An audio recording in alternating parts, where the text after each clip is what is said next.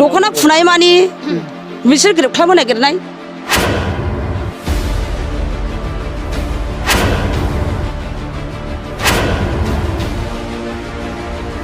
जोङो दख'ना फुनो मोननायनि पावार दं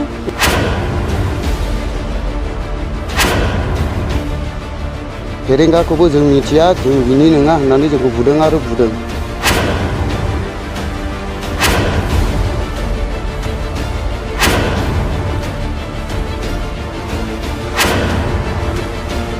बिसोरखौथ' आं लुबैयो माने बिसोरखौ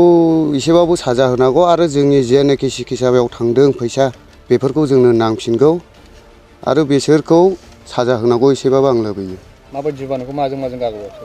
आंखौथ' नै गुसुथियावबो जोख्रुबदों आरो फिखुं गेजेरावथ' 20 बारसो बुदों आरो हान्थुआवबो बुदों दाबो दाग दंजोबो गुसुथिया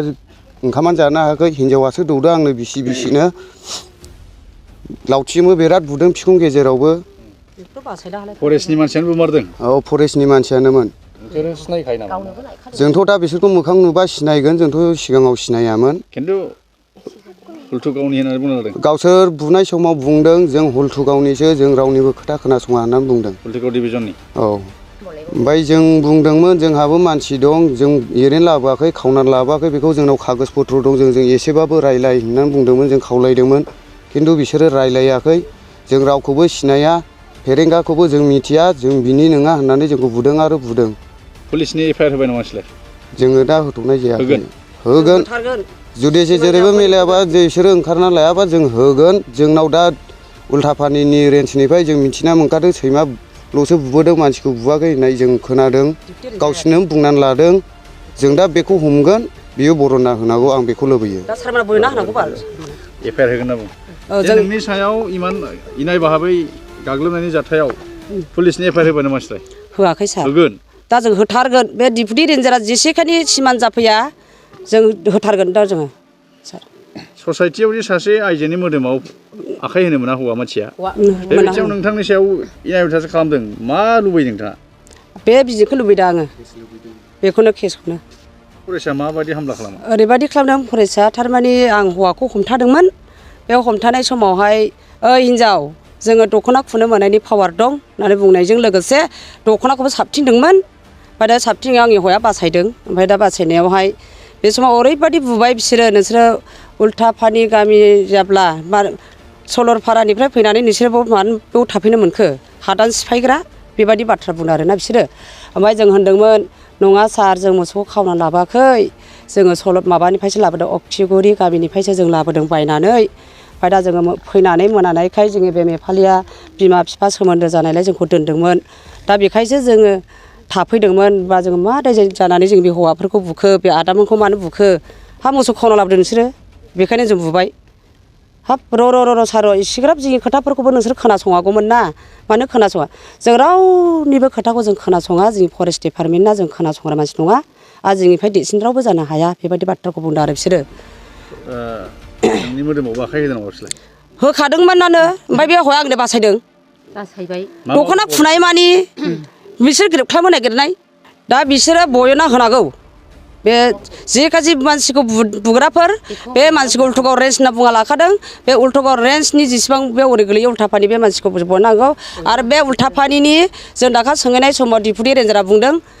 माथो सैमाखौसो बुबोदों होननानै जोंनियाव रिपर्ट सफैदों होमब्ला दिनै मानो बेबायदि हिन्जावफ्रा जोंनावहाय दा बेबायदि उल्था सोंफैखो होमब्ला आं सोंदोंमोन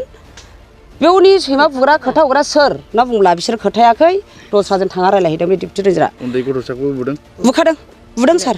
बुदों नै बेनो आनै औ बेनो बिसोरखौ बोखाबायनायावहायनो नांबाय बुदों जोखोम जाजोबदोंमोन जादों गासिबो जखम जखा बुनाया जों हौवाफोर हिन्जावफोर 8 जनमोन आरो बुनायाव बयखौबो बुजोबखादों आरो बे हिन्जाव माहारिफोरा जोंखौ एसेब्लाबो बासायनो सेस्था होदोंमोन नैबे बासायनायाव बिसोरबो आरो बोखि बुबावदों आरो जों खोथा फंनैसो रायलायनो नागिरदोंमोन सार होननानै खावलायदोंमोन जों खावलायनायखौ मानियाखिसै बिसोरो आरो जोङो बिसोरो माबाफोर बिनाय दाबिनाय दंमोनब्ला जों बिनि लामानि खरसखौ जोंबो एसे एनै होबोनो राजि दंमोन आरो बिसोरो होनबाय जों रावखौबो मिथिया खुगाबो सियाखिसै रायलायहोआखिसैबो जोंखौ ओइबासेनो लावथि फैनानै जों ओंखाम जाना उन्दुहां जानायजों दुब दुब दाबा बुबाय बे नेपाल बोराय जोंखौ बुखांनानै नेपाल बोरायनि गुलि सिङाव हाबहैनानै लावथि लानाय थथ' थाथा मा मा दाम बुयैखो जों बेखौ मिथिस्लाबले गिनायजों जाबजों जोंखौ एखेबारे खोला मोखां होनो हब्बाय साहा दावखो होआखिसै बिसोर मोसौखौ लाबोनो हायाखै ओइदिनखालि लाबोनो हायाखिसै सार जों उल्थापानि माबा बै जाहारबारि LP स्कुल दं बै गमाथनाव नैबे जायगायाव थांनानै हरथायबाय जों सानाय बिस लानानै लाबो खुनुरोखोम थाबायलांबाय अखानायैथ' जों दावखोबोनो हायाखिसै गारि बिहरबाय बिसिम बे गारि बिहरनानै गारियाव भारा होनानै लाबोनांबाय 16 थारिखआवसो लाबोनो हाबाय मोसौखौ 16 थारिख माजों लाबोखो नोंसोर मोसौखौ गारि बिहरबाय बे गामिनिफ्राय लांबाय बे गारियाव थिखांना लाबोबाय जों गोग्गो आदार जाग्रा सुबुंफोरनिसिम मोनसे गोजोनथाव खौरां उदालगुरि जिल्लानि सिङाव थानाय मावरिया गामियाव मनाटिसा गावसुंथा हान्जानि सोद्रोमा हांमा ब्रह्म बिथाङा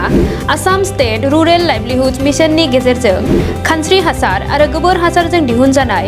अर्गेनिक मैगं थाइगंनि गला बेखेवनाय जाबाय गोग्गो मैगं थाइगं जाग्रा गोसो गुदुं बायग्रा सुबुंफोरा गाहायाव होनाय जानबुं नम्बराव जगाजग खालामनो हागोन जानबुं नम्बरा जाबाय 8011748256 जानबुं नं 8011748256